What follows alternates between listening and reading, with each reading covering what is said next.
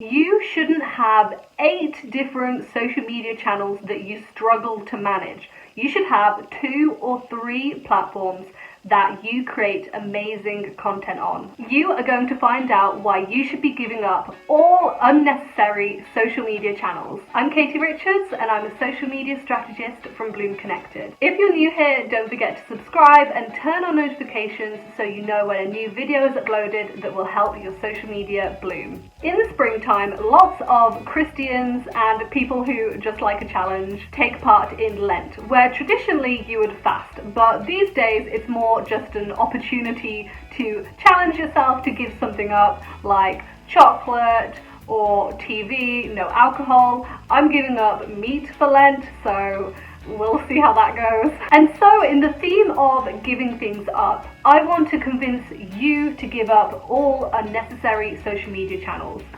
Google Plus, I'm looking at you. Firstly, why? Why give them up? It's simple. Efficiency. Whether you are a business owner, a marketing manager, a social media assistant, your time is precious, and frankly, you don't need to be wasting it on social media. If you have too many channels, you will easily feel overwhelmed, and if it becomes difficult to manage, you probably won't post on a regular schedule, you won't have time to interact with people, and you won't post good content. And those are basically the 3 elements that are essential for growing on any social media platform. Your audience doesn't expect you to be on every platform. They aren't going to follow you on every platform. I don't know about you, but I find it funny when I go onto a company's website and they have a widget or an icon for every single social media platform. To me, that screams throwing spaghetti at a wall and seeing what sticks. It says, hey, we don't have a proper social media strategy, so we're just going to be on everything because that's what the young people want, right? So number 1, for your own efficiency. Number 2, because your audience doesn't even care if you're on them all. And number 3, to absolutely boss the channels that you're on. Which are the unnecessary channels? I know at the start of this video I called out Google Plus, and that is probably the sort of channel you'll think of when I ask you to think of unnecessary social channels. But the reality is that the unnecessary channels are just the channels that aren't serving your business and aren't working well for you. So your unnecessary channels could be Facebook and Instagram if they're not working for you. To find which channels are unnecessary for you, I want you to take a look at your social media strategy.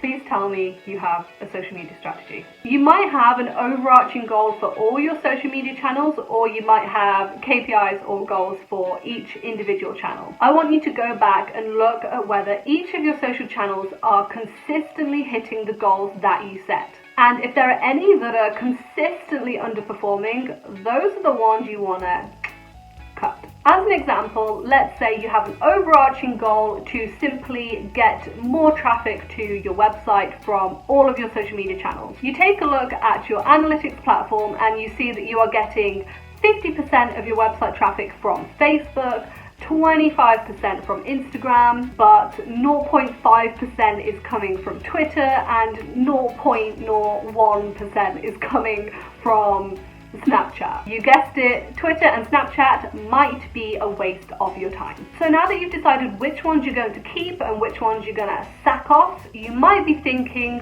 what do I do now? Do I shut them down? Do I just leave them? What do I do? There is a few different options. So first of all, let's look at shutting the account down. So the pros. It's gone into the universe forever. No one will know what a failure your channel was.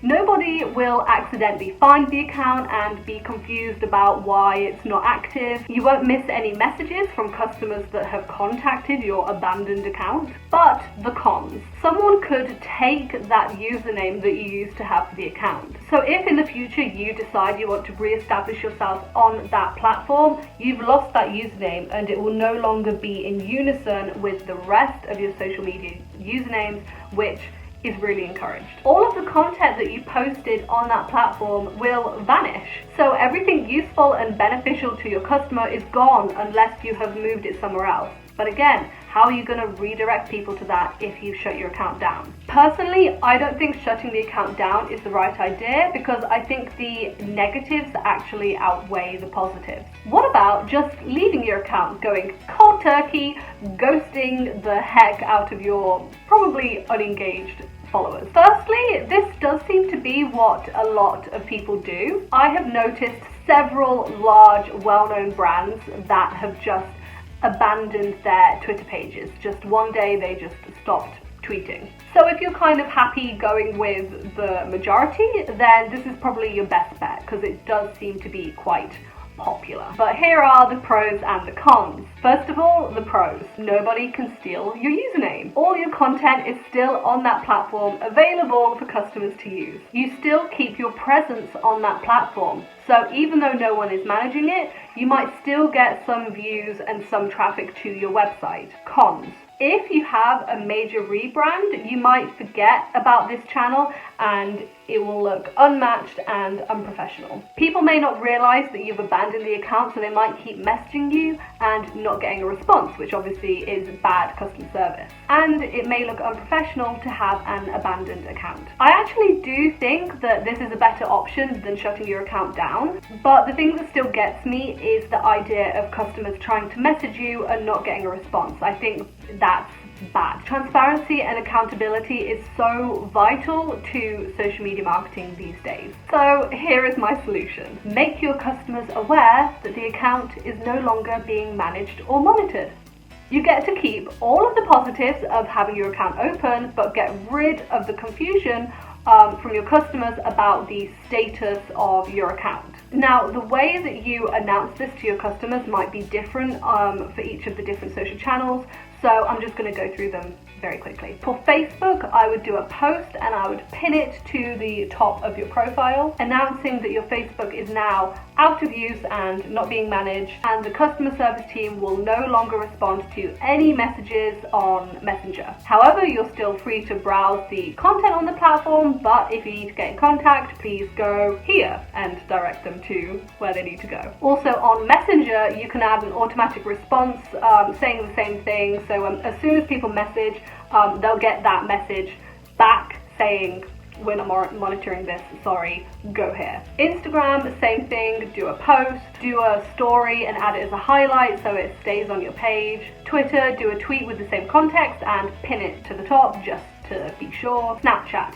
If you're shutting down Snapchat to focus on Instagram stories or TikTok, you can do one snap to announce it, and then hopefully your most engaged Snapchat followers will migrate over to the other platform. But obviously that snap's going to go away. But I just don't really think this is as big of an issue on Snapchat, so you know, it is what it is. Pinterest. So Pinterest isn't really a social media platform, but I like to include it because people think it is.